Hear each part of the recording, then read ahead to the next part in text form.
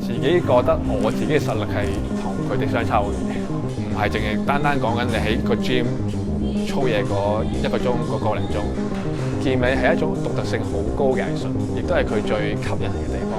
都好多人不停咁質疑啊，亦都唔信啊，亦都可能背後講我係咪 natural 嘅。反而你話如果我係可能真係去到十足嘅時候，再容易 enhance 去到120、130嘅時候，咁我覺得咁我有機會可能就會考慮下。Hello，I'm Max Lam， 我係一名香港古典健美運動員。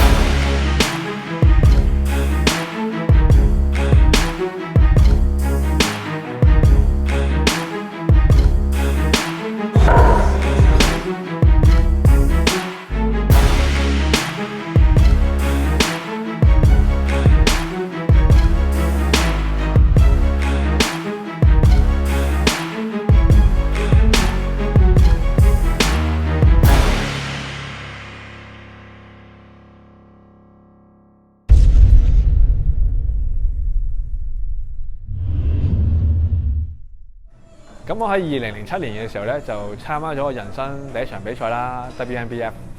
咁嗰陣時我大約得19歲嘅啫，就參加咗個 Victoria State 嘅一個青少年組別健美比賽啦。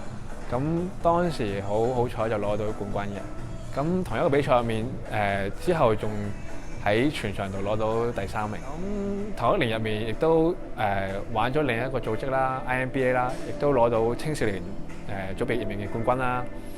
咁再喺嗰一年入面，亦都參加咗全澳洲嘅 WNBF 比賽。咁嗰陣時青年組隊入面攞到第2嘅。咁直到2016年嘅時候咧，其實係香港第一次比賽。咁當時就參加咗香港第一次搞嘅Arnold Classic Amateur Asia 比賽。咁嗰陣時亦都好彩入到final啦。結果攞到第5嘅。直到去到上年2019年啦。咁我喺台灣嘅 IFBB Asia Pro Qualifier 入面咧，攞到組別嘅冠軍啦，亦都喺全場入面攞到古典健美嘅第2名嘅。咁即係你都已經操咗成15年左右，係咪？係由一開始到依家都已經操咗嘢15年，係啦。比賽都如果由第一個比賽到依家都有13年。咁係啲咩令到你開始咗健身嘅？你健身之前係做啲咩？仲有你係本身係肥啊定係瘦，有冇話？其實開始健身之前咧，就喺澳洲墨爾本讀書啦。咁當其時喺個學院隔離有間 gym 嘅，咁好快咧亦都開咗會籍。咁之後一裝咗之後就 basically 差唔多1個禮拜都去咗5-6日去做 gym 啦。咁所以你問我之前肥定瘦，其實的而且確係偏瘦嘅，做 gym 之前係啊。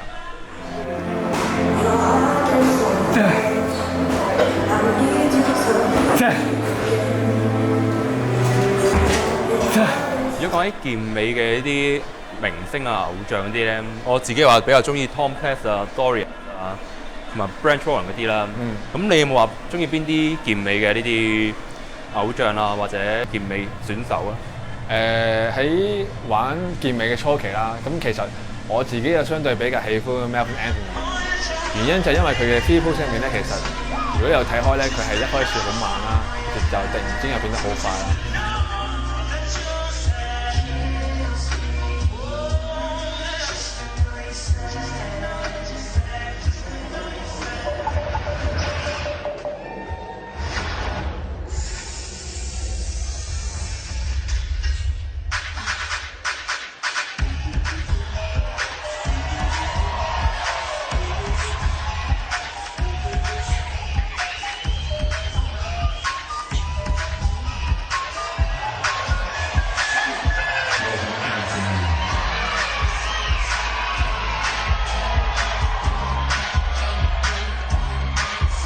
然之後可以帶到成個場地嘅氣氛，咁 which 佢哋都做得好 smooth 嘅。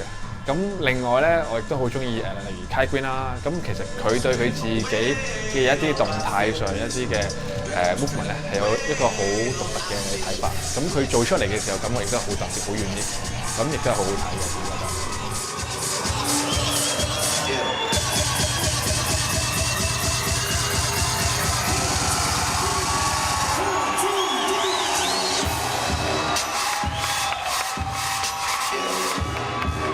咁近期啲嘅，我就會相對比較中意 Terence 啊、Keyon 呢啲比較近期啲嘅古典選手啦。佢哋感覺都係好 classy 嘅，亦都同埋佢哋都個 backing 做得好好啦。咁 posing 都好流暢，咁所以呢啲又比較中意嘅一啲嘅健美選手嘅啲嘅方面嘅。即係變咗話，你係比較中意啲 posing 比較靚啲、做得好嘅選手多啲。一定係多過淨係可能去淨係高過個 size， 多過我係中意比較上 symmetrical 好啲啊，同埋比例上或者甚至乎個 percent 都要做得好嗰啲咯。係啊。OK。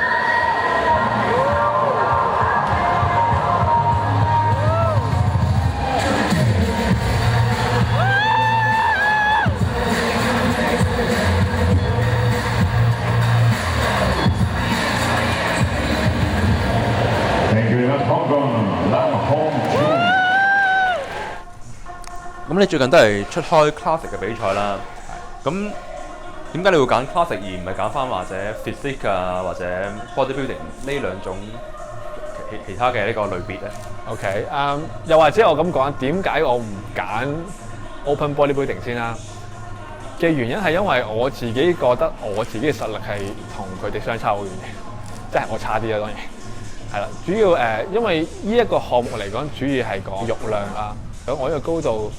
以呢個磅數，其實 open bodybuilding 嚟講，其實喺同組嘅比賽，其實好難有突出嘅表現咯。我自己覺得，同埋我哋需要更加多嘅肉量去攞得更加好嘅成績。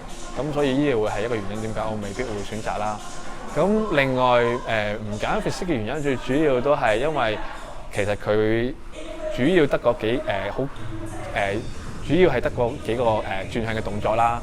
咁所以變相喺 stage 上面嘅時候，posing 嘢唔係特別多咯。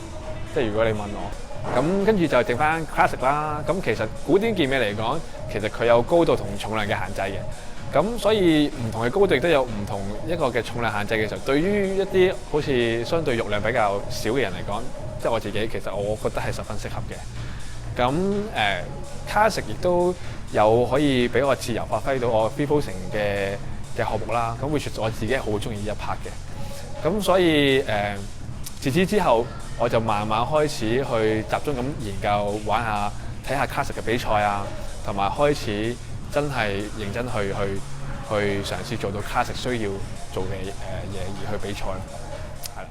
咁你之前玩咁耐健美咧，有冇話為咗佢而犧牲咗啲乜嘢咧？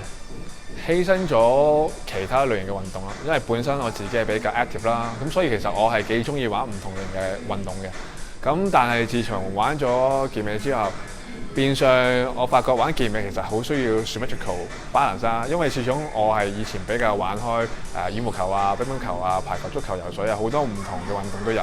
但係變相一啲one side dominant 嘅運動嘅時候，變相好容易令到例如玩到個膊頭大細啊，或者可能有高低幅啊，咁變相自此之後，自玩健美之後咧，就相對玩少咗呢一類型嘅運動啦。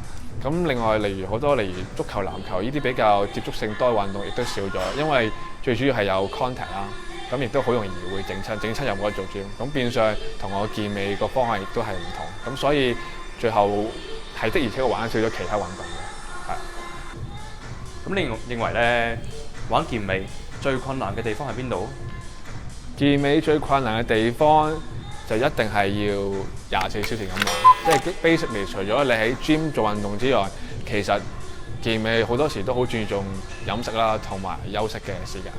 咁所以要各方面做好平衡嘅時候，其實唔係淨係單講緊你喺個 gym 操嘢嗰1個鐘、個零鐘，其他方面都好重要。咁另外，我覺得因為一個禮拜入面，其實你唔會淨玩1 gym 噶嘛。Basically 你可以玩5日、6日，有啲人玩7日。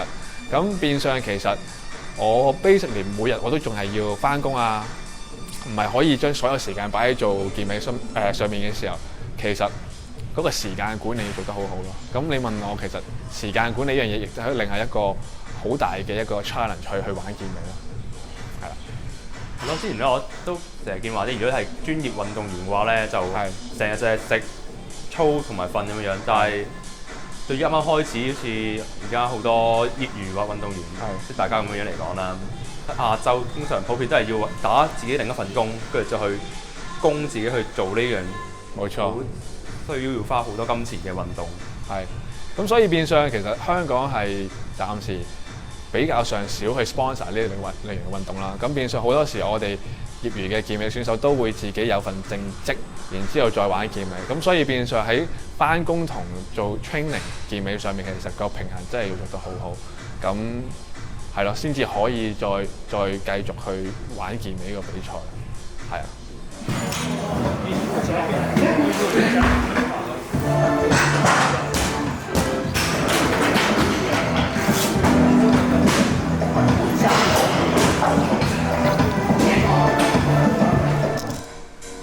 你賽季同非賽季咧，會話食幾多餐啦？最你點樣睇話 dirty bulk 同埋 lean bulk 呢兩樣嘢嘅？